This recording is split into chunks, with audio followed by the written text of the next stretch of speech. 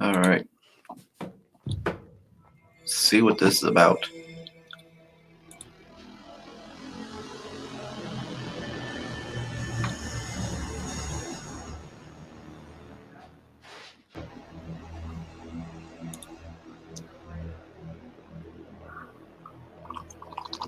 It was the dawn of time.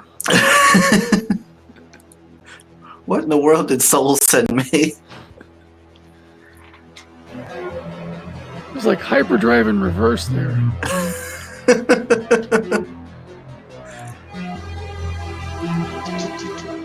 Elmo.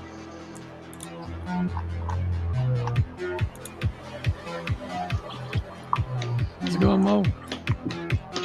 Hey, Mo. Hey, Lola. I like them.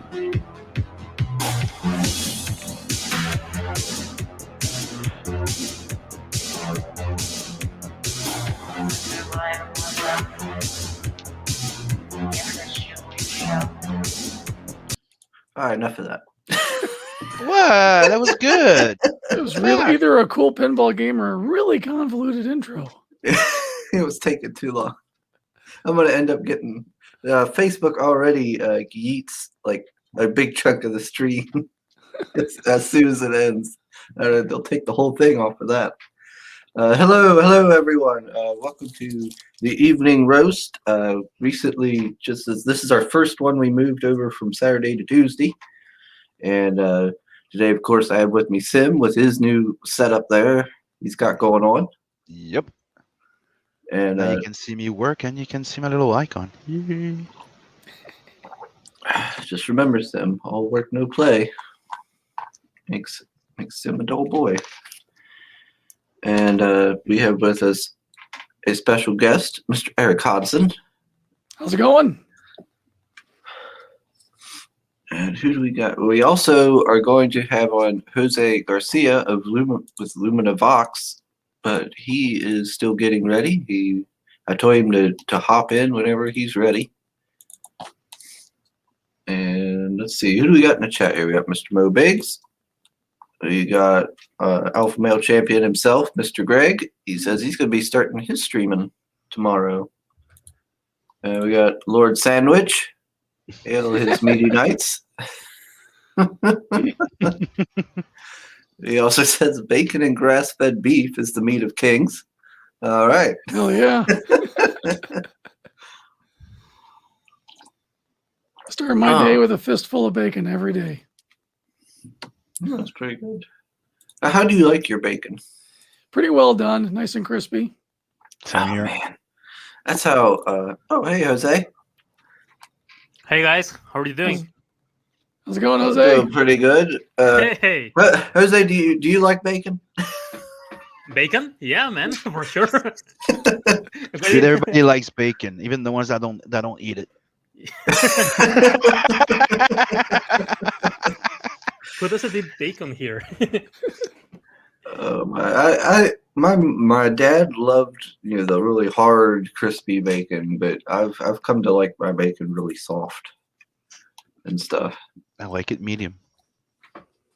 When the fat is chewable and not gooey. Mm. Mo's Like a telling little- me to stop fussing over that red dress and start the damn show. He was making himself pretty. Hey, old Comics Mate. Comics Mate. Yeah, he's supposed to be on tonight too on Indie Vault. Oh, dang on. Small Got a world. lot of the Indie Vault folks here. Indie Vault is rad, man. Had a great show with Red Dinosaur here. It was cool. Yeah, can't wait to do it again. Talk webtoon stuff. I really want to pick your brain about some behind the scenes. Yeah, man. I think next Monday we can do that. That'd be great. Yeah, I actually would like to know about that webtoon stuff. I've never messed with it, and you seem like the kind of fella to ask, Mr. Erik. I'm making it work somewhat. As long as the strip keeps growing and keep getting more viewers, more subs and readers, I'm happy. The Trading Dinosaur Man on webtoons. Yes. So what? Obviously, I'm assuming it's about this dinosaur man in the title. Yeah, he's the main character. He's kind of like your Lion-O, your He-Man, your quintessential hero wannabe. But he's a little bit more. He's more complicated than all those cartoons I grew up with as a kid. This guy is like torn between thinking he's a monster or thinking he's a man. And right off the bat, in the second episode, you see a little bit of that monster when he loses control of himself. And so he has to live with it. He's got some demons in his past. You know, the villagers that gave him the moniker of the dreaded dinosaur man, which he earned very well. So he's basically trying to be a hero to make up for his past and learn how he ended up how he is, because he has no memory prior to a short time ago. So he has no idea why his head is so monstrous.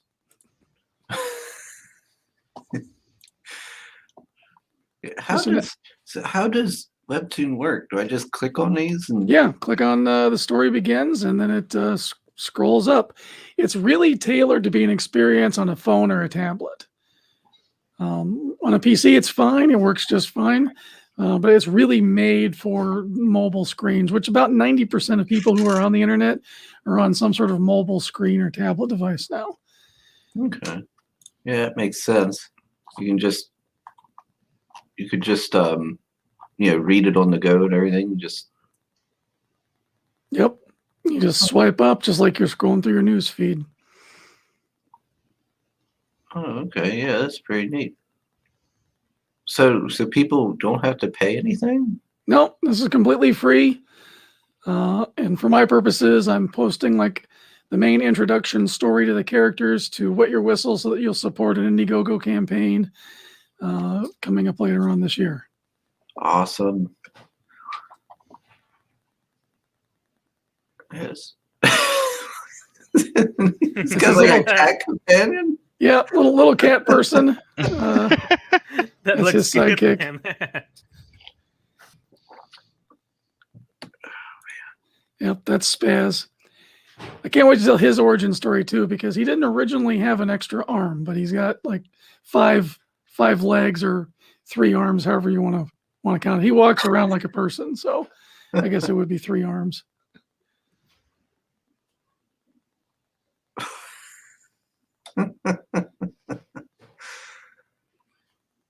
He's got like that He-Man kind of look Yep. about him. Yep. And I gotta get that your other project, Rowdy Roddy Piper. Yep. I got a book sitting back here for you. Last time you asked about it, I just put a sticker on it. It's like save for Chris, and then I just put it away. I gotta get that. Hopefully after the stream I can get that paid for. Sure. Oh man, I've been wanting that one for a long time now. The next book in the universe that Roddy Piper happens in, we're gonna announce that at WrestleCon in April. Oh, that's awesome. Looking forward to that. So there's gonna be like a whole universe to that? Yeah, we have for the Roddy Piper. There's like this whole like world, this universe that we've put together, and ideally, what we want to do is do like Piper book number 1. Another wrestler comes in as part of the universe, ends up in the same time frame as Piper, and then maybe a third book, and then like a final. So I've got like we've built up a small team of wrestler superheroes with Piper as the leader that goes after the main bad guy in a final showdown. That's kind of the loose plan that we're going by. Okay. Comics Mate saying something to Greg. One hand on the pencil and the other on your. Whoa, Comics Mate. Don't get that excited for this stream. Let's see here. Let me check the chat real quick. There was something I seen.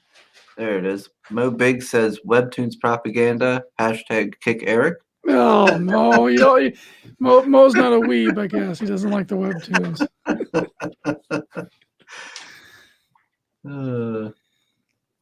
Greg is saying Leighton gay. Then he's saying Chris is boring because he's clothed. and Sim exists.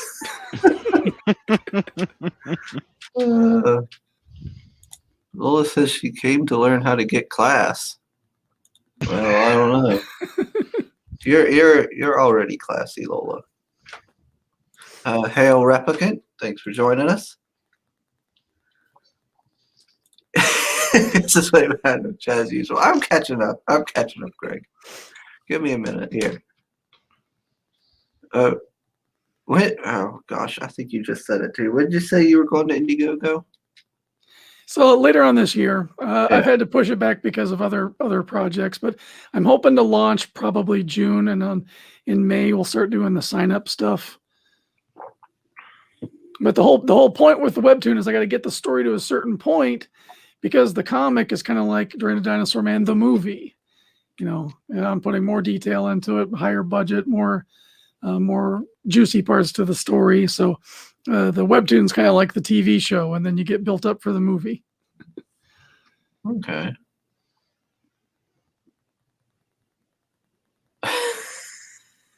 So yeah, jumped off the cliff to go after the bad guys with the hostage, and he forgot the sword. And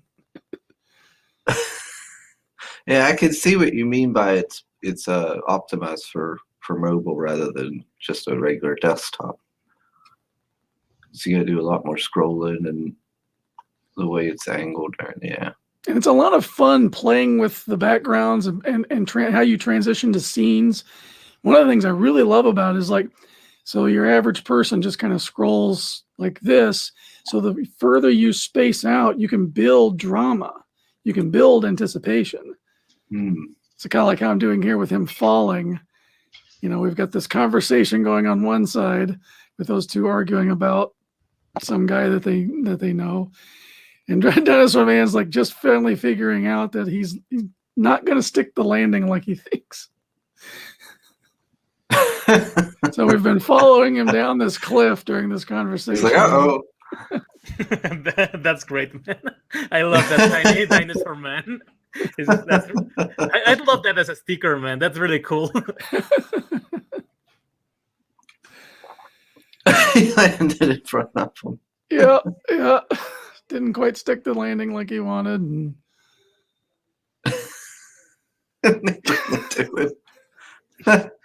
yeah, it didn't work out so well. No.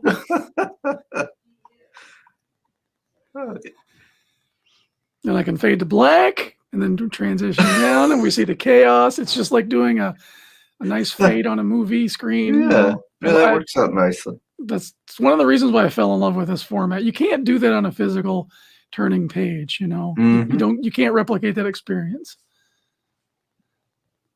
So everybody's trashed. The only person that survived was the girl, because she's encased in this transparent steel dome. Yeah, it's pretty cool. I like that. Mr. Anthony's here. Hey. Hello, sir. Hello, Hey, Mr. Figaro. How's it going, man? Comic Space says he digs it. Let's see.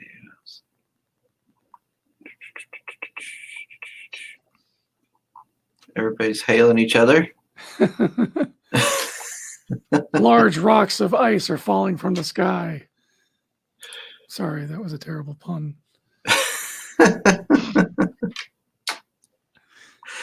Oh, wow. Greg says Anthony showed up like an hour ago. We've only been on for 14 minutes. Well, close enough, Greg. I got around to him eventually. Oh, Lord. And, of course, you also are a part of the whole Indie Vault things. You have your own show on there now, don't you? Yep. On Mondays, I do a webtoon show where I go through and read a bunch of webtoons and figure out which ones I like and then tell people about them. Because one of the things that's kind of crappy about being also a webtoon reader is when you go into Canvas or even in the featured stuff, there's so many of them. And, you know, you rely on basically what catches your eye that's new, that's been posted. And you got this one little thumbnail to impress somebody to get them to click on it. But once people start updating in that genre again, your little thumbnail goes down on the page. So you have to keep updating.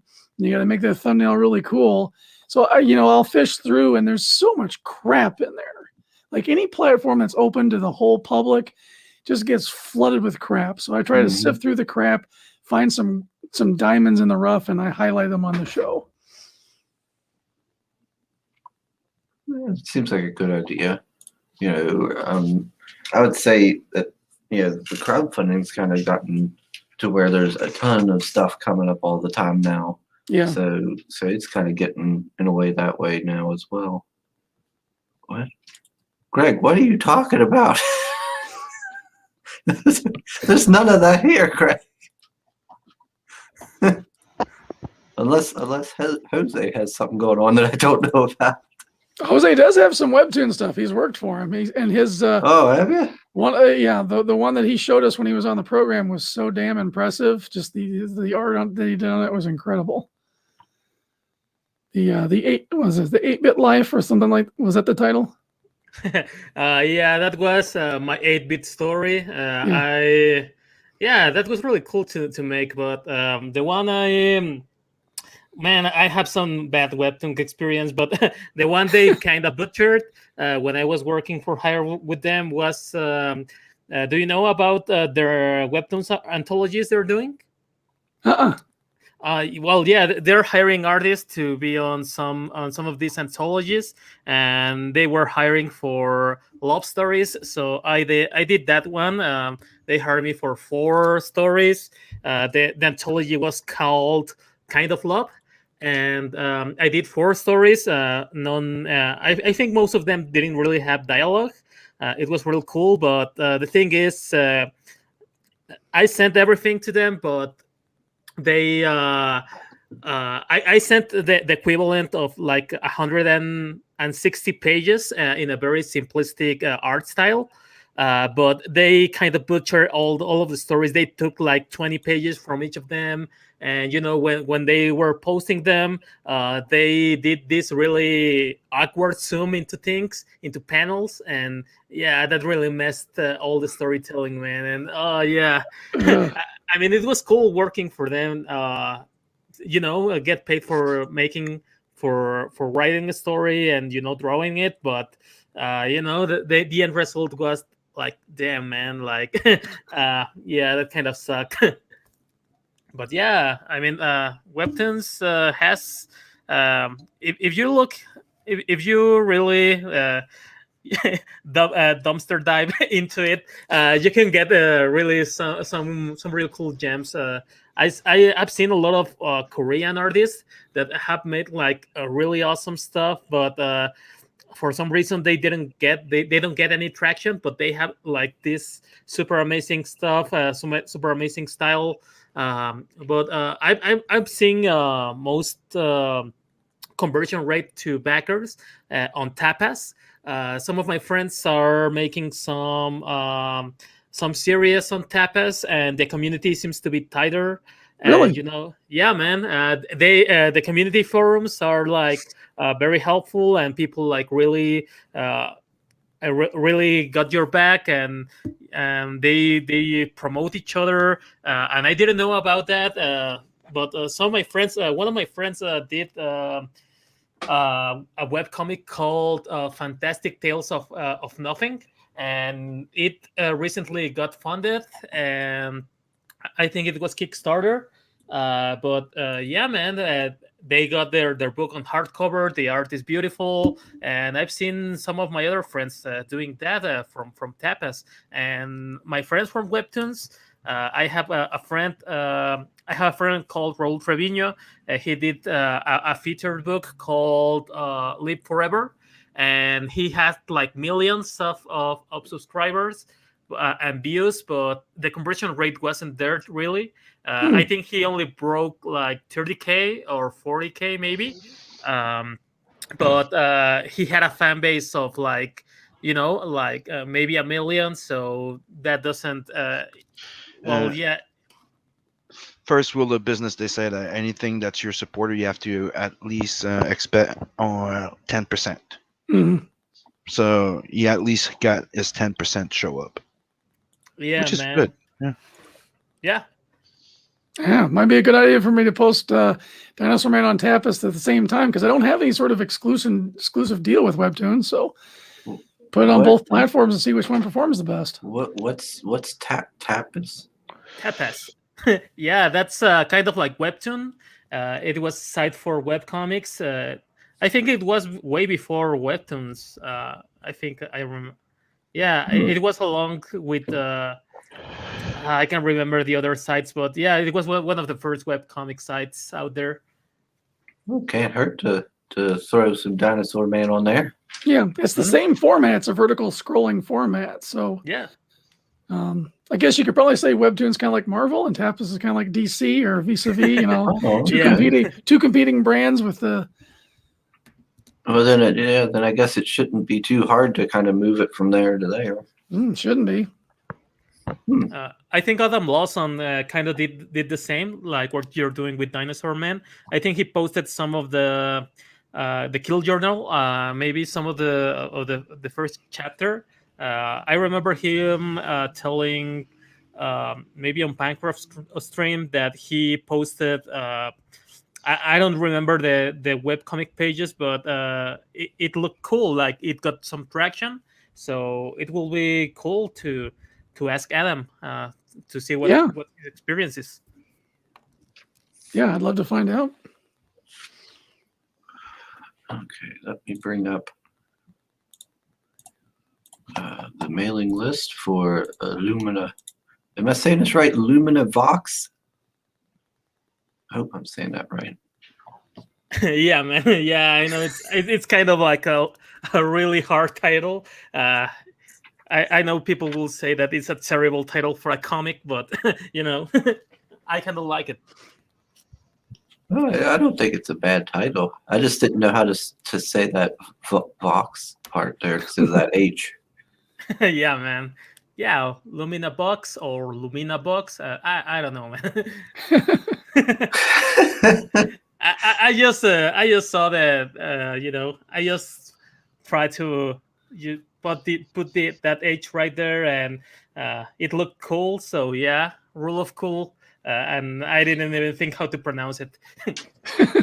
Oh wow! So you've worked for like Cartoon Network and stuff. Yeah, man. I was working on Cartoon Network. That was maybe 2015, 2016. Yeah, I entered my first gig on Cartoon Network was maybe Adventure Time. I was doing storyboards for Adventure Time. My first episode I worked in was the one with Jake, the dog, his brother. It was I remember it was directed by Brandon Graham. He makes comics. He did King City, a comic I really love a lot. We were hanging in the same forums at the time. It was called Satellite Soda. So Brandon kind of got all the gang from Satellite Soda working to Cartoon Network. So I jumped on that ship. And after that, I got to work on storyboard for regular show. And then I jumped to doing backgrounds, some layouts for the final episodes of the first season of Steven Universe. I stay around for a bit. I learned a lot from those guys. The background artists on Steven Universe are such awesome artists. Kevin Dart and I maybe was Scott Willis there. Maybe Scott wasn't there, but definitely Kevin Dart.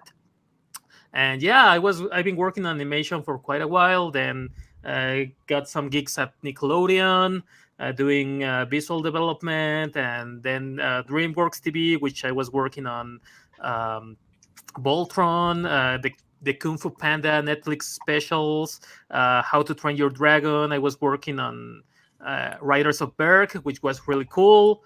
Veggie Tales, which is a kids show.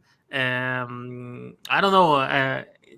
We kind of, when I was on DreamWorks, they kind of have you like going to a different show every couple of months. So I was on Voltron for 2 months, then Kung Fu Panda for 2 months, and then I made the rounds on 6 shows for an entire year. Then I went back to being like full time on Voltron, um, and yeah, and I was developing some IPs for DreamWorks. That was really fun work, and yeah, and I've been working on comics and all the works, comics. I've been working on France, publishing on France, publishing on the US. I'm trying to make indie comics. Hang on. I think you've done about everything. It's really cool, man. Yeah, it's fun. It's fun. I like this kind of stuff. One of the jobs I kind of like the most was working at on Chicago. There was a music festival called North Coast Music Festival, and I was doing the image for the for the whole festival. I did some character designs. They were, on billboards. They were all around the city, and I got tickets to meet all these artists, and it was really cool, man. I really love working on that, and yeah, I work on in music for music videos. I did some stuff for Alice in Chains, some storyboards, and that got me. Yeah, it was cool, man, and those guys were cool.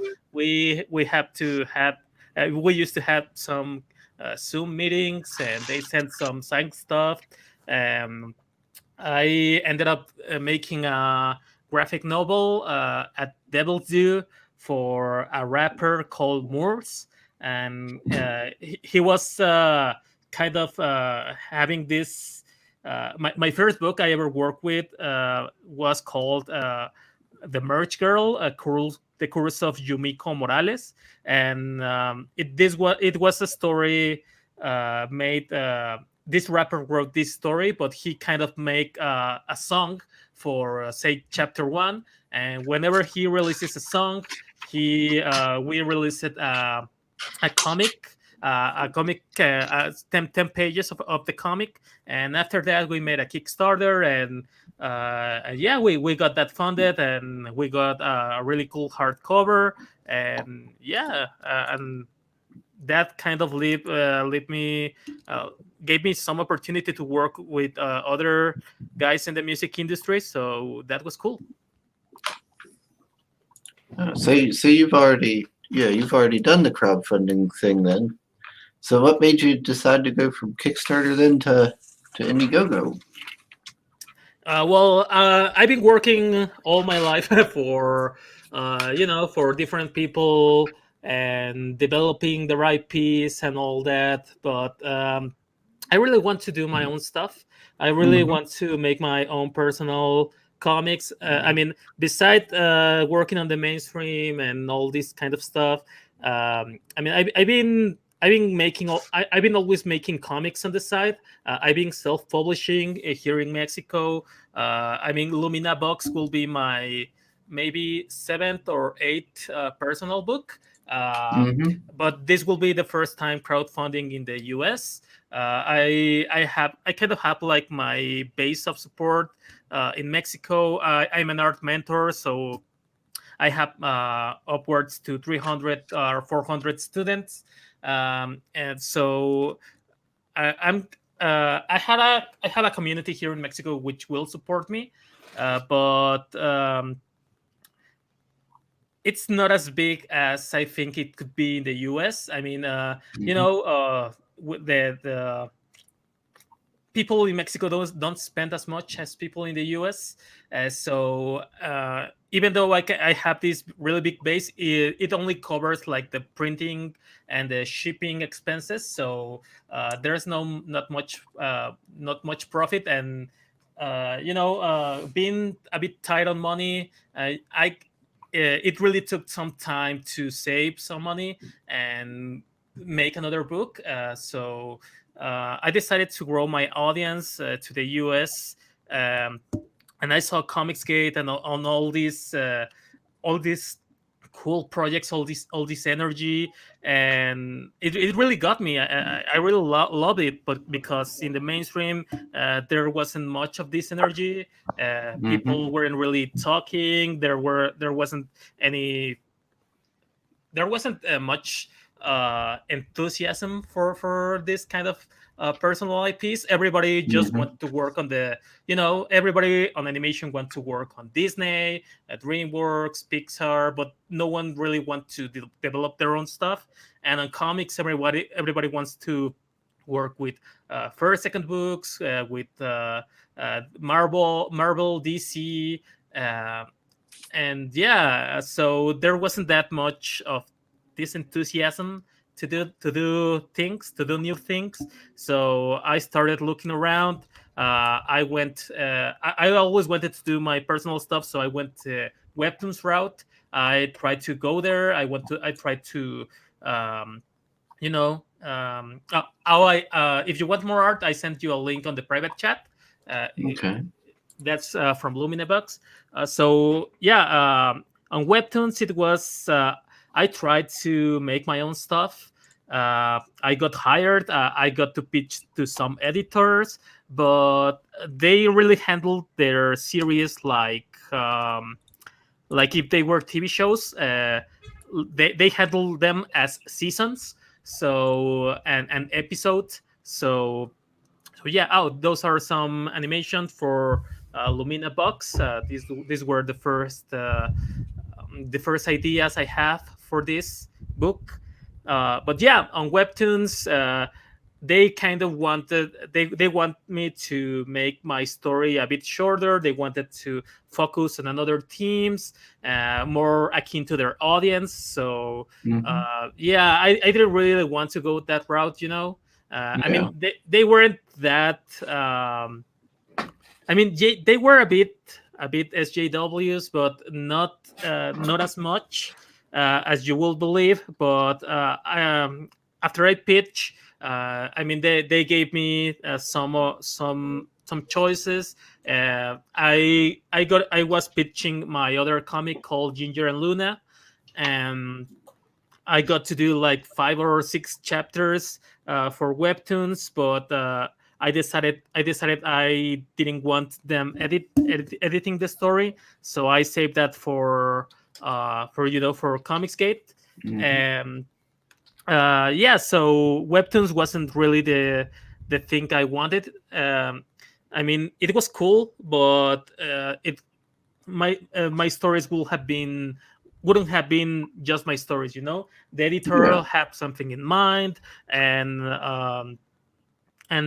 well, it's my IP. It's the stuff I've been dying to draw for years, and it will kill me if somebody will take that excitement away from them. So I didn't want those IPs to become a chore. So yeah, I decided to go on my own route, and I started searching for publishers. ITW and Dark Horse were kind of interested, but IDW asked you like I don't remember, maybe I don't remember. They asked you for you to pay up front for them to print to publish your book. So that Hmm. was like yeah, man, that was like 5K or 6K you have to give in advance for them to print your own book. Wow. And you were responsible to handle all of the advertisement, all the marketing. So yeah, that wasn't really a good business. Yeah. Don't Yeah, sound like man. a good deal at all. No, no, no. That was a shitty deal. So after that, after I went the IDW route, and I said, man, this is not worth it. I said, why not just make it on my own, man? Hmm. Um, so I started looking around. I watched some of your boy Sack's videos. I tried to working with him. My style was too cartoony for him. So once he talked about Narwhal, I kind of started looking for Narwhal's work, and I just stumbled onto CG. and I saw, Narwhal. I saw Xenotype being funded, and I've seen Blade Devil. This kind of manga, some cool comics. I stumbled onto Cyberfrog, and I see all the enthusiasm from people, and that was like really cool, man. That really brings me in. I believe I've started watching Bankrupts and the Koser brothers. I started seeing their streams, and yeah, they pulled me right in. So I decided to go, full time CG. So last month I finished all my contracts. I was working with Netflix. I was doing some Magic the Gathering animated shorts for them. Um, and I was working on DreamWorks, so I finished my contracts. I haven't renewed, and I've been working my way up on CG, and it's been really cool. A lot of cool guys here. Welcome to the family. Yep. It's good to be here, man. It's good to be here. And people have been very supportive. They have given me tons of work. So I just finished 14 pages for Matt Croyd's for the Wild Tales of Kyrie. That's really cool. Yeah. I will be work. Yeah, it's cool, man. Matt's work is real good. I'm definitely gonna be back on that one. Yeah. I have been making some covers, working for Adam Blossom. I made a kill journal stuff. I made some covers here and there. I will be working on another book called Cherry Bomb. I was actually sketching it right now. And yeah, I will be doing tons of stuff. I have like 7, maybe 8 books coming around this year. I have 4 of them finished, and yeah, I'm just making my way around, hoping to get funded, and I will get you some really cool art and some really cool comics. I think you shouldn't have a problem getting funded as long as people can, as long as people know about it, because this is you have great looking work. Your art looks real nice. I like it. It's what I first noticed. I scrolled through Twitter. I was like, "Whoa, who's this?" I was like, "What's this about?" Let's see. Greg's making fun of me because I couldn't pronounce Luminovox properly. Calling me a beta. Oh yeah, I'm gonna do a piece for Gun Demon. It's gonna be fun, man. Apparently he partied with Mike Starr, said he was a blast. Well, he was probably more alpha than you, Greg. Mo Big says that he wishes Jose had mentioned Alice in Chains when he was on Bancroft's channel. He could have made a down in the hole VB joke. Hello, Vault AL Vault Cobalt. He says Vault. Jose's art is great. Yep. Thanks, Bolt. I just finished a commission for Bolt. I just posted it this morning. It was really cool working with him. Oh, nice. Yeah, I've seen the piece you did with like the sniper. Oh yeah, that was for Dark Side is Comics, the Black Manor. Yeah, that was a commission for him for a Sniper Station, War Wizard, War Witch. That was really cool, man. Yeah, I really liked that piece. I was like, dang, that looks really kick ass. Someone on Facebook showed me a piece that you did for them, had a bunch of dinosaurs on it, and that sold me. So you're definitely going to be one of the variant cover artists. Yeah, man, for sure. That was. I don't believe this guy is CG, but it's called The Good, the Bad, and the Prehistoric. I did a cover for them, and the interior art is really good. It's really good. It's really kind of animated, kind of animation-like. So I love that kind of stuff. And I'll get you some news whenever it launches. Yep. Volkovo says, has anyone seen your commission pieces on Talker Comic work? You got range. And Thanks, then, man. Thanks, man. yep, Greg just said he's about to start on a Gun Demon variant cover. Yes, I will. I was actually going to start talking with Greg, but I forgot this. Well, I didn't know which time was the stream starting because time zones are kind of. Mhm. So yeah, I kind of left him hanging to to hop on this stream. So sorry, Greg. Oh, well, yeah, Greg. That's right, Greg. You wait for me. You were waiting for me, you beta. Sugar come first. That's right.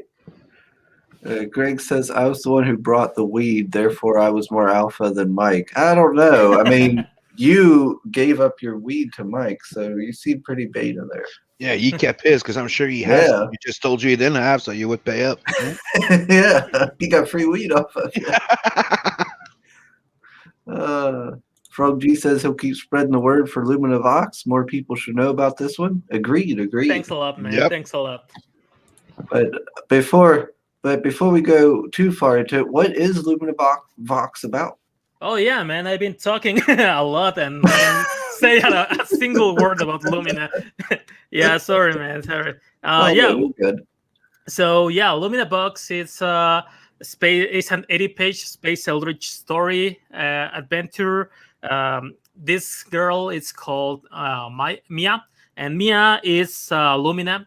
A Lumina in this universe, it's kind of a vessel for an eldritch god. So this girl has an eldritch god inside of her, and the story begins when Mia is at this ritual where some of these shady guys called the Four Kings are kind of putting this eldritch god inside of her, but something goes wrong and she becomes a Luminous. The thing about the Luminous is it's that they act like kind of this kind of like the xenomorphs, like from Alien, that they hatch the eldritch gods, but the Luminous are kind of a half-baked version of that, in which they still have their mortal bodies, but they have the eldritch god inside of them, kind of like Naruto situation. So yeah, so something goes wrong and she becomes a Lumina, and the story is about Mia going around the universe, finding out another that there are a lot of other Luminas, and there are eldritch gods, and there's a lot of stuff going on in the universe, and she gotta find the reason of why she exists, why Luminas exist, and it's gonna be cool because there's gonna be tons of fight in this universe. There's kind of this power struggle. There's gonna be whenever the eldritch gods die, they kind of leave this loot. You can see on that animation that's kind of like an eldritch cube. They leave these kind of artifacts lying around their carcasses in the universe. So these artifacts have some purpose in the future, but whichever holds the most artifacts kind of gains a power up. So there's gonna be a situation where the Lumines are looking for this, fighting each other for this. The eldritch gods they want to recover some of this, and there's another there's these other guys called the Abyssal Hunter Society, which are kind of these badasses, kind of like mecha guys who kind of bounty hunters that are so powerful that can kill the eldritch gods, and they kind of keep the kind of like the Green Lantern Corps of the universe, and they keep everything in balance. But there's going to be this power struggle between the Luminas, the Abyssal Hunter Society, and the Eldritch Gods. There's going to be a lot of lore. If you like Bloodborne, if you like some of the stuff from Gainax, like Gurren Lagann, like Gunbusters, Diebusters, if you like Warhammer 40k, there's going to be a lot of those elements in here in play. It's gonna be both action oriented, but I want to explore a lot of worlds. So there's gonna be a lot of world building. It's gonna have a big overarching story. I'm trying to keep it as short and as self-contained as possible. This is the first issue of the beginning of a series. I'm thinking each arc will be 3 to 4 issues per arc. Uh, f- uh, and every 4 issues is gonna be an arc, and I'm planning on maybe 5 or 6 arcs in total. Um, and yeah, man, it's gonna be cool. Sweet. Yeah, I've seen it's, let's see, 80 pages. Do you know like how much you're gonna be charging for it? Oh yeah, well, I might be charging 20 25 bucks. I'm I will be putting other books here too. I mean, I have my 8-bit story, which was the webtoons, which I had it in a campaign and I have it printed. I have like 500 copies of that. I will be selling that in this campaign too to make it a bundle. I was talking with the guys of 656 Comics from Mexico, from Juarez, and they were telling me they had some success with their Spanish version of their On That Border comic. So I have another comic, another 90-page comic here lying around. I have like another 500 copies, and I'm planning on um, uh, well, in all this in this page you can see all the concept art. So I was planning on maybe doing an ashcan or something with all the concept art. So maybe oh, and I have another book with I have like 20 books from my latest from before I joined CG, my book called Trucus Maximus, which I did with Scott Peterson, the guy who kind of reintroduced Batgirl to the DC universe. The chick, Cassie Kane, yeah, Okay. and we worked together, and that's a 280-page graphic novel. So I will be, putting all those books on the campaign.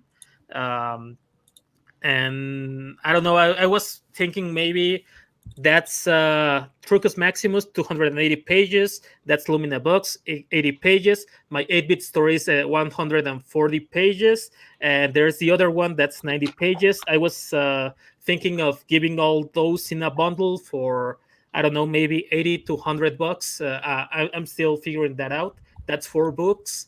That's more than 500 pages.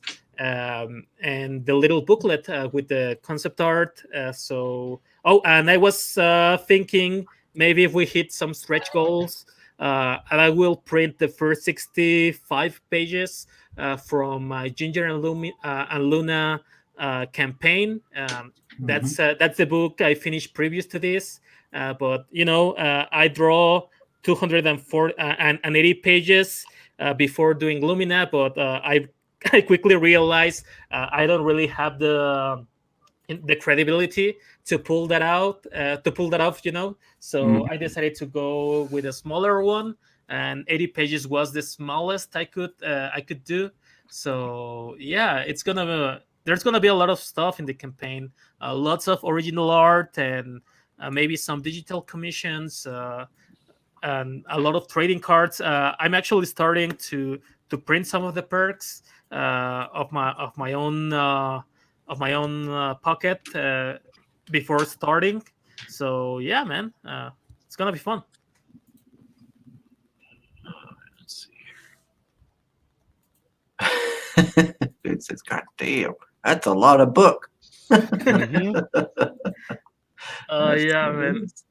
Yeah, I kind of work kind of fast. I have other campaigns coming. I mean, there's the Wild Tales of Kyrie.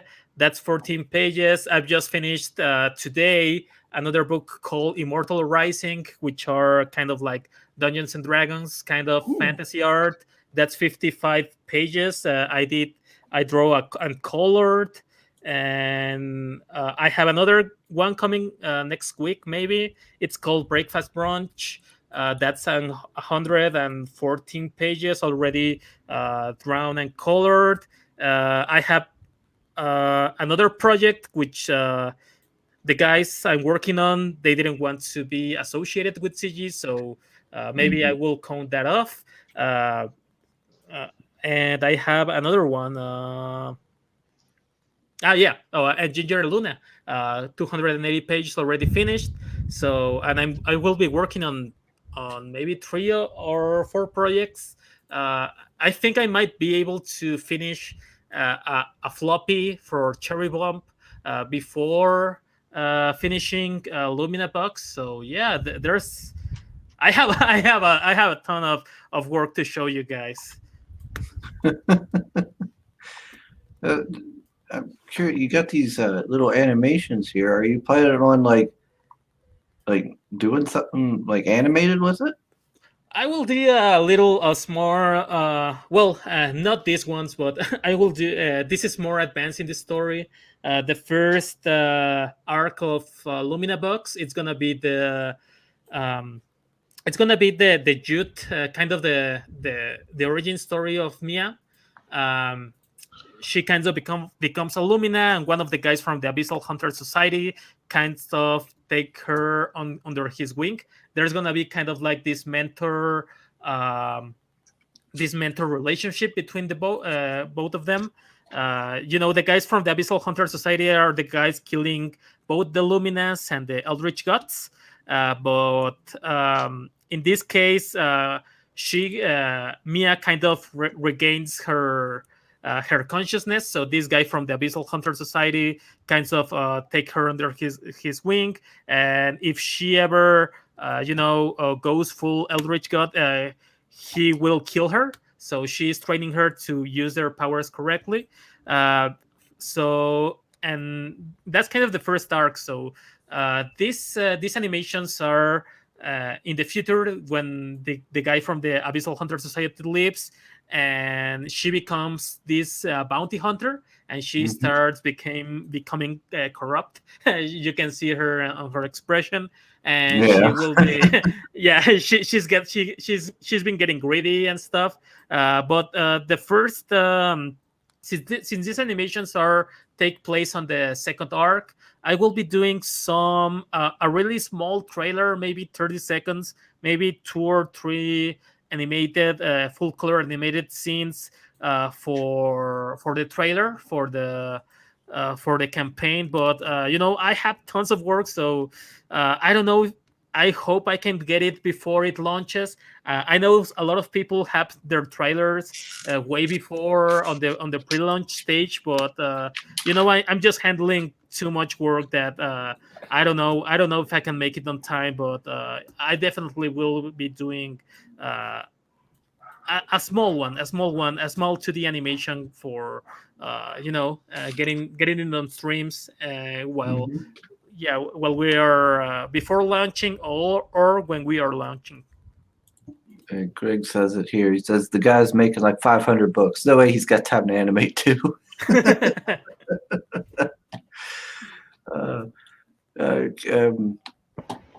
Ryan Cardinal's also animating kind of like his trailer as well. His trailer is really good, man. That looks really good. I just saw one of he just posted a little GIF of a zoom out and kind of like this guy flying to the camera, and that looks real good. That's real good, man. Yeah, everything he showed so far forward, it looks really awesome. I'm looking forward to that one. Yeah, man, me too. Yeah, I was I really like the style here. It reminds me of what was it? I was watching a thing on YouTube. It was a pilot episode for something called Long Gone Gulch. Oh, yeah, that's really good, man. That's really good. Yeah, Long Gone Gulch. A lot of my friends are working on that one. And yeah, man, it got some solid animation. It's been on the works for like 10 years, 8 years. Oh uh wow. yeah, man, I've been following that project ever since it got it was on Tumblr, man, Hmm. alongside with Has Been a Hotel. um and those two projects are really cool because being working on having working have been working on animation. It's way difficult. It's way different than in comics because you can't make your own pilot. You cannot animate all this all that stuff on your own. It will take Mhm. like a really really long time to make that kind of stuff. And there's a lot of problems in animation. There's a lot of politics, and it's the same thing as comics, but well, I'd say like Hmm. 100 times worse. It sucked. But So it's like yeah. that guy that did that TIE fighter animation. He was trying to reproduce the anime look with reducing the workload. And what he did is he used 3D model, just rendering the outline out of it with the lowest details, and then he could go frame by frame with Clip Studio and draw in details, which was Oh yeah. reducing a whole bunch. So he could just animate all the models, right? Put a standee for the character on a different layer that he could turn on and off, and then animate the camera. And when you render all that, you export it and you import it directly in Clip Studio, and it puts it frame by frame. So Yeah, then man, you but that's out of work frame by frame with that quality. That's can. that's hard, man. I know. I've been seeing a lot of really impressive stuff out of people using Blender and Grease Pencil for 2D animation. Grease Pencil is really good, man. I've been trying to get into it. The 3D camera and all this stuff is really good. I'm following this guy called Jama Jurabib, and he's putting out these tutorials on how to do the 3D stuff alongside with Grease Pencil. But he does this 3D really cool 3D animated shots, and they're really cool, man. I mean, I never really got to use a lot of 3D on while I was working on DreamWorks. Maybe when I was working with these guys, Stevan and Joaquim Dos Santos from Voltron, they sometimes gave us, these SketchUp models, and they said you can use this model to to make this scene easier. You can just move the camera around, and I got to learn that. But at the level that some guys are using 3D, man, it's really cool what it can be done. And I don't know how the hell they do it, but it looks real good, man. Yeah, Yeah. right now, somebody brought to my attention that Blender has upgraded a lot and has integrated a 2D animation program in it. Yep. So I'm gonna check into Yes. it because I have a bachelor in 3D animation and I've worked with the Softimage, 3D Max, and stuff like that. Ooh, that's And awesome, man. so the entire premise of like having 2D a program that has 2D and 3D integrated, that's very Yeah, interesting. that's cool, man. And Blender has there, become such a multi-tool. You can even do video effects right in Blender with the film. yeah, man, you can do Hmm. some compositing right there. It's Yeah, cool. it's like a bit like what was the name? Nuke. It works by nods. Oh Which yeah, is Hmm. yeah, pretty sweet. Yeah. yeah, man. And there's uh, I was thinking about the animation stuff. I kind of slipped my mind. Sorry. I was yeah. Oh, I got Volt Cobalt asking how many books planned for Lumina Vox series. Oh yeah, it's gonna be at least 15. That's the number. I have the outlines for all of them. So yeah, that's gonna be like my shortest series. I'm doing if I get enough money to be financially stable and just work on this. I can get a book a month, 80 pages, colors and lettering. I do all that stuff. So Mhm. I could, if I have like a year, if I can buy myself a year, I can have all these maybe year and 3 months, year and a half to complete the Lumina box series. Yeah, that'd be cool, man. I mean, I would really love to make some comics because I have another some other IPs I'm working on. The biggest one is gonna be Ginger and Luna. I mean, that's gotta be my biggest and most beloved project ever. I've been working that since about I don't know 18 years. I've been working that. It's mostly all the outline, all the books are almost just ready to be ready to be drawn. And yeah, man, I have lots of stuff, lots of stuff going on. I just need to catch a breath from all this all these payments, all this stuff, so I can go full time. And if you guys help me, if I get the support from the community, you will see me pop lots of books. That's the thing I want to do, Yeah. just go full time. I'm the kind of artist. I mean, I have a girlfriend. We're planning on having a baby and all that stuff. But I'm the kind of guy who I modeled my life to work. I want to be working at age 80, 90. Mhm. Yeah, Still Yeah, working I'm the comics. fucking same. Like it would be millionaires and we still slave on the drawing yeah. table. Yeah. So this is Yeah. the crazy thing about comics is like once it gets in your blood, you just want to do it till you die. Yeah, pretty Yeah. much. Yeah, pretty much, man. Yeah, pretty much.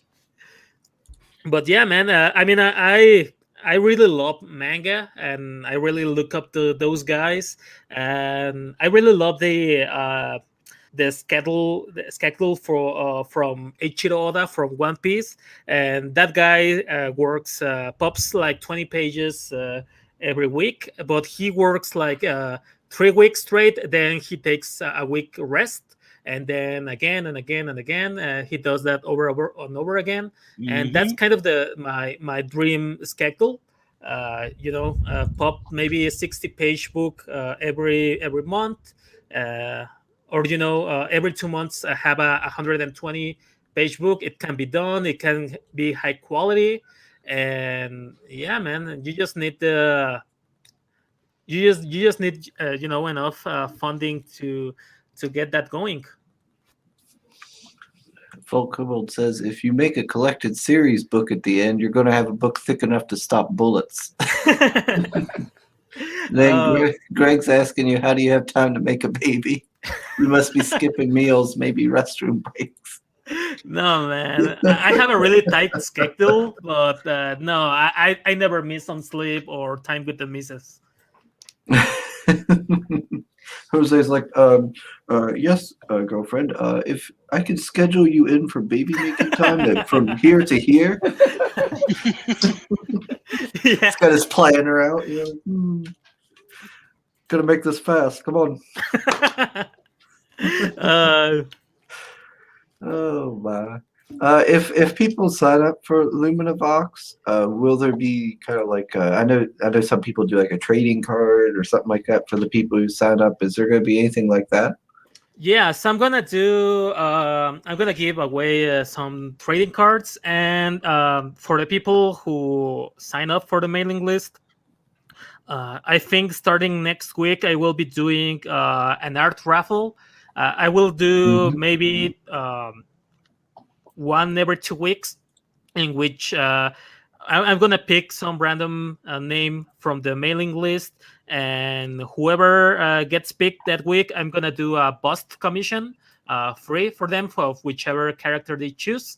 I will be doing that until the campaign ends, so that's cool. I'm figuring out what else can I give. I have these little books. I have the ones I told you they were on Spanish. I have this little book I have in Spanish called Selfish, Egoísta. and these books are like a CD, like like 15 for 15 centimeters. I don't know how much that's on inches. I don't know how you guys measure your stuff, but yeah, it's a really small book, and I have tons of them just laying around. So I may give away some of them. I'm just figuring stuff out, but if you sign up right now for Lumina Box, every 100 subs, I'm also making a fully fleshed fan art for the CG book of your choosing. Right now, I just made a poll. We just hit the 200 subs mark, so we're having a pool, and whichever of these the options win, I will make a fan art, and if we get to 300, you will get me to draw another one. I think right now it's competing Blade Devil against Krishna Kid and Star Circuit and Starlight Cat. So you can vote for that on my Twitter. There's the handle. On my name right there is at Wrath Tactical Core. And yeah, man, I will try to give as much as I can.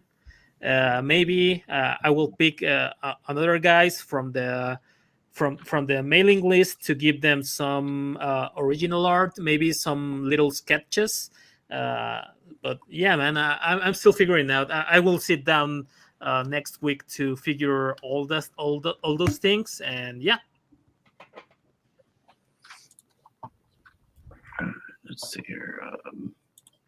Greg's saying he needs a better chair. His hemorrhoids hate him. But I Thanks for didn't sharing. need to know all that, Greg. Yeah, thanks for sharing.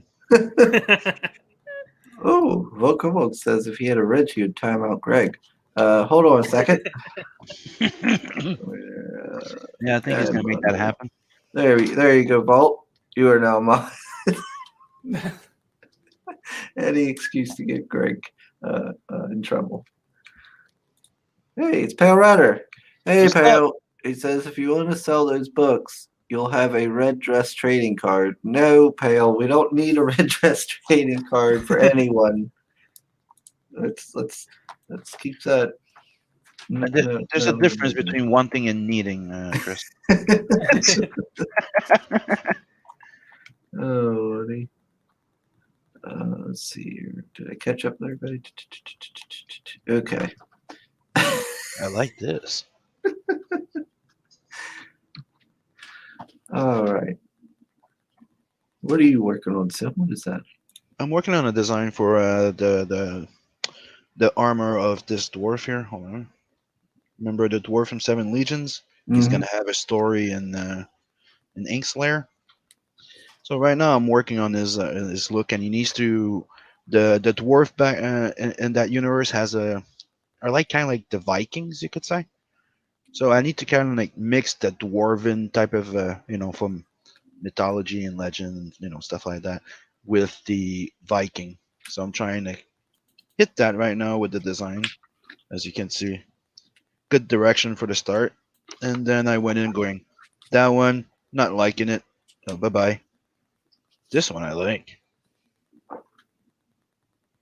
So yeah, you're seeing me design the look of the dwarf for the Seven Legion short story for Inkslayer. That's good, man. Okay. Dude, let me pitch it to you, Jose. A dwarf in space with a jetpack on his back and a rocket-powered axe. And he also has a Viking mech suit. That's cool, man. Am I right? The mecha Viking stuff, that's cool. Mech Viking. Dude, when he told me that, I'm like, why didn't you fucking start with this shit? And, I'm kind of he didn't because I'm drawing it. Yeah, man, that sounds like a lot of fun, man. At first, I saw the dwarf, and I thought that it was like the Rainbow Brute, but then I saw it. I saw the axe having this kind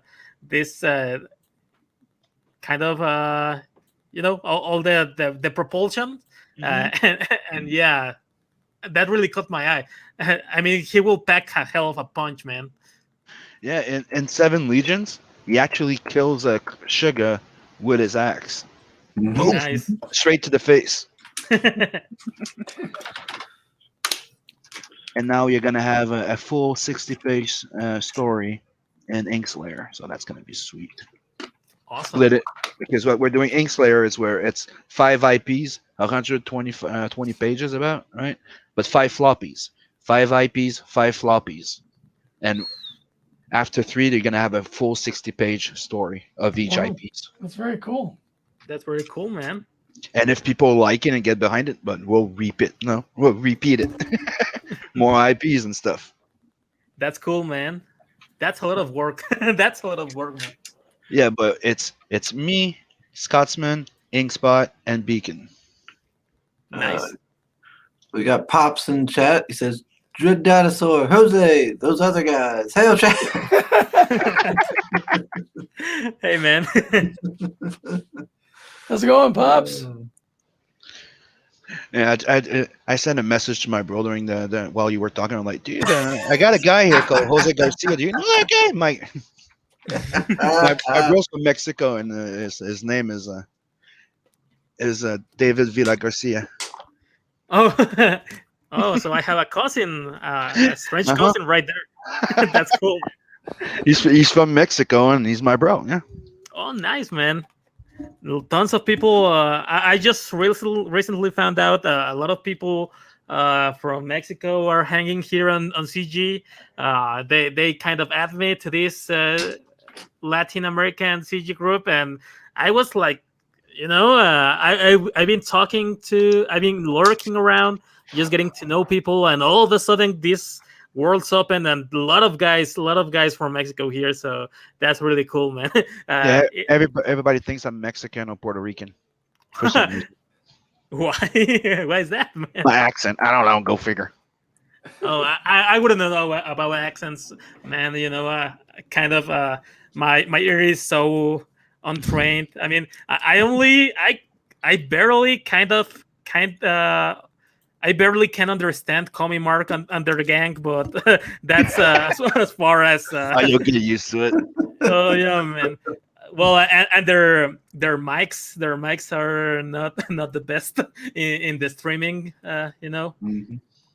So yeah, that's the only kind of accent I can recognize. Oh, and Greg have a really southern accent, really unique. Pale Rider is being very generous tonight. He's giving me a break from all the red dress talk.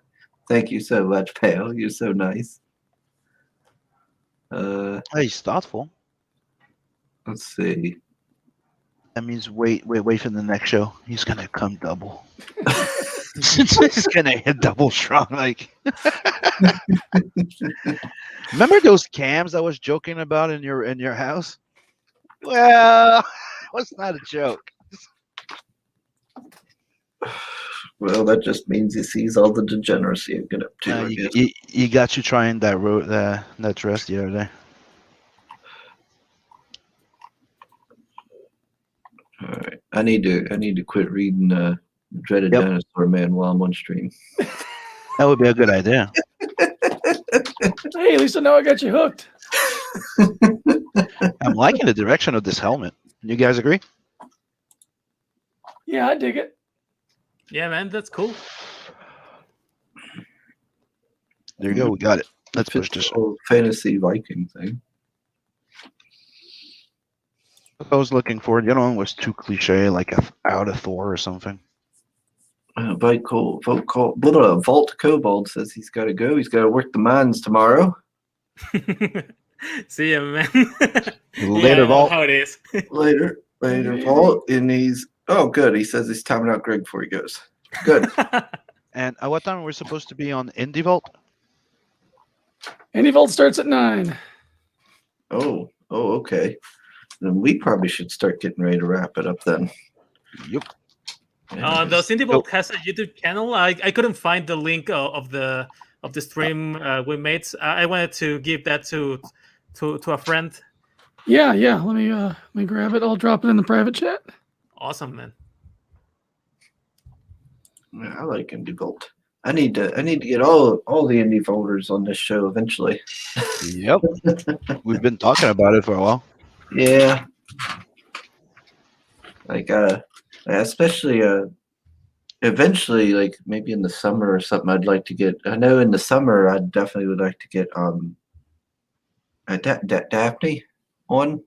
Oh yeah. Daphne Uh, Lange. Yeah. She's got quite a huge library. Her and her husband both, they have like a really huge library of different stuff that they've done over the years. I just found out that JD, he wrote several issues of LA Blue Girl. Oh really? Yeah. Wow. That's the Yeah. tentacle porn kind of. Yeah. Yeah. He wrote several issues of the English translated comic of that Huh. Nice. of that manga. A man of culture, I see.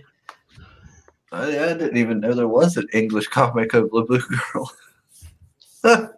That's funny.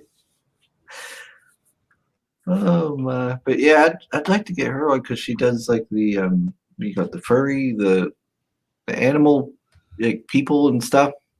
Anthropomorphic. Yeah, and Or you're looking for the word furry. Furry.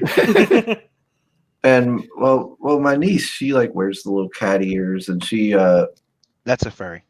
Yeah, Like as long Scooby-Doo. as she doesn't get a fursuit, that's cool. Yeah. then you know they're lost. No, the ear with the tail and the purring. Yeah. and she likes to draw and stuff as well. So it's like, well, maybe in the summer when she's here, I could have Daphne come on, and maybe she could maybe talk to her a little bit after the stream or something. I think that would be really great for her. Sure. Yeah, I bet you'd be down for that. Let's see here. Pop says Daphne is awesome. I can make that happen for you guys. Pops has the pool. He's got that influence. Power says furries. I'm out. Oh, okay. So that's perfect. I'll have like Daphne on every stream now. You just found That's how I get rid of Pale. I found his weakness. you found the kryptonite. Everybody has the line they don't want to cross, and most of it's furries. Well, they do pay a lot for commissions, man. I don't know where they get that for money, but yeah, I made some furry commissions at my lowest point, but those guys are really packed, man. Yeah, man. If everything fails, I might go with some furry commissions, man. Well, people make a good living out of that. Yeah, I've heard that it pays real good. Yeah. You gotta pay the bills. Yeah, man. One of my students actually he was fired from Netflix. I don't know, political opinions and all that stuff, and he decided to go to for Affinity, and he's just making tons of. He's making bank, man. He's really, really making bank. And sometimes we're talking and we're discussing rates and all that stuff, and he casually drops like, yeah, man, I just got like 10 commissions from $500, like if that was nothing. And I was like, I'm always tempted, like, oh man, like 500, it's 500, man. You can do 10 of these and you can practically fund a full campaign, man. You can found your own book, man, with 10 of those. Okay, so Jose, we have a meeting after this.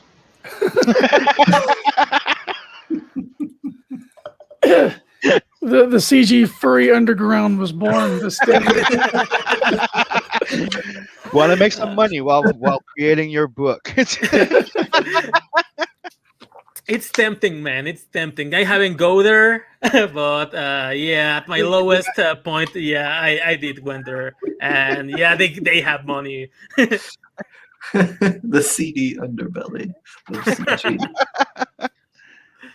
Replicant says, "For the love of God, buy Jose's book so he doesn't Okay, resort to drawing so horse beefus start from start reverse." we start one group called Special Commissions. Wink.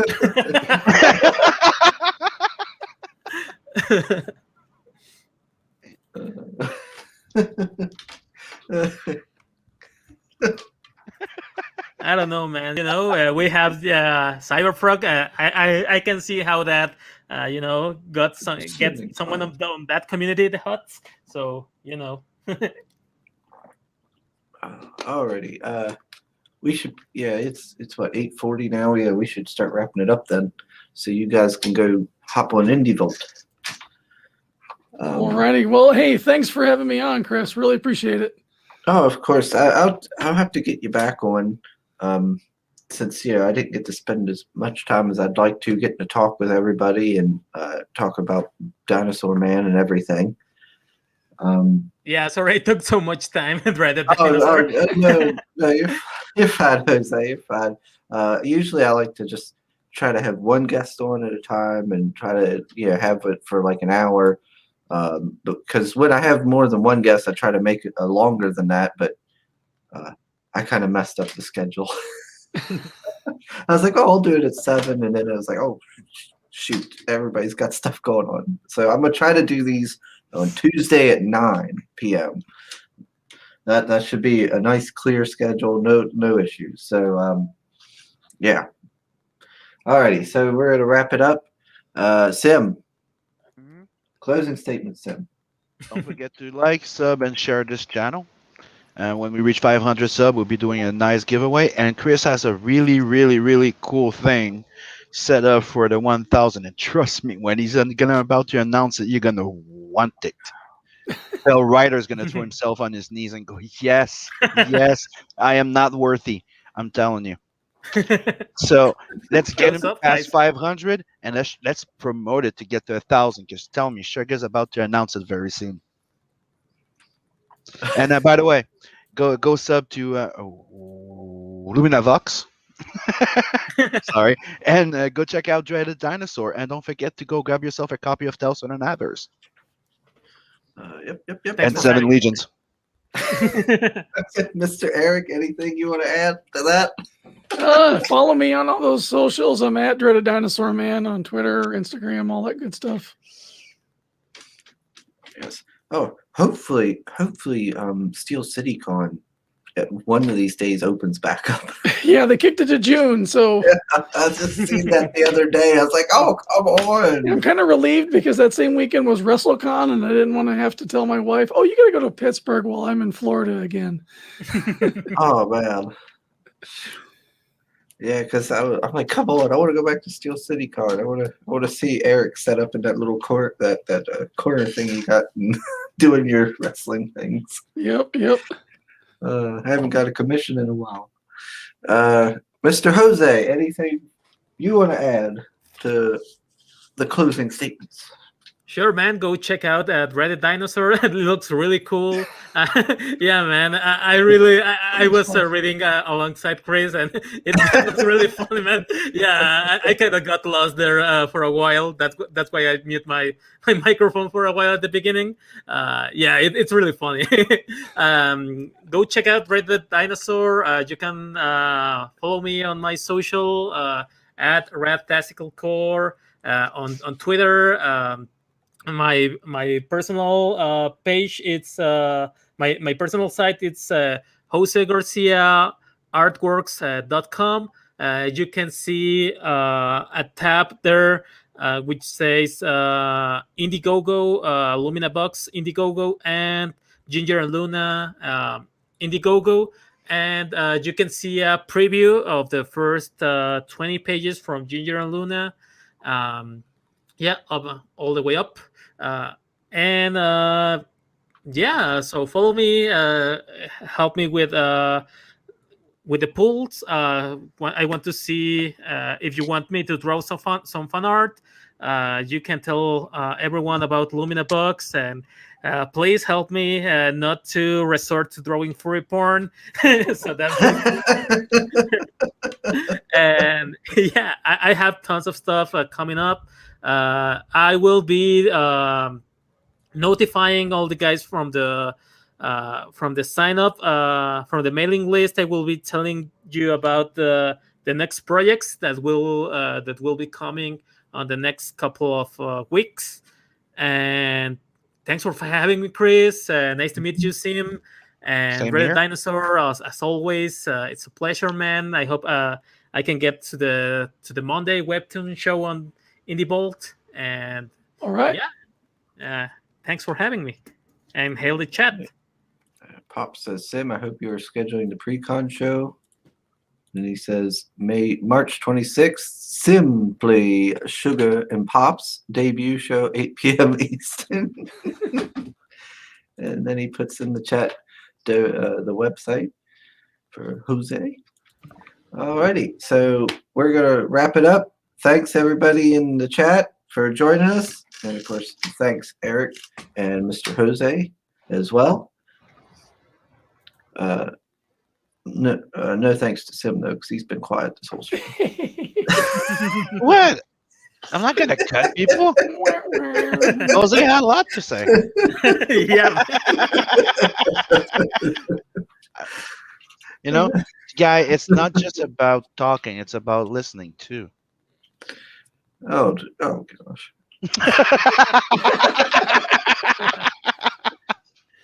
All right. Thanks. Like I said, thanks everybody for tuning in, and be sure to hop over to Indie Vault at you all said, what was it, 9 p.m.? Yep, 9 p.m. All righty. Later, everybody.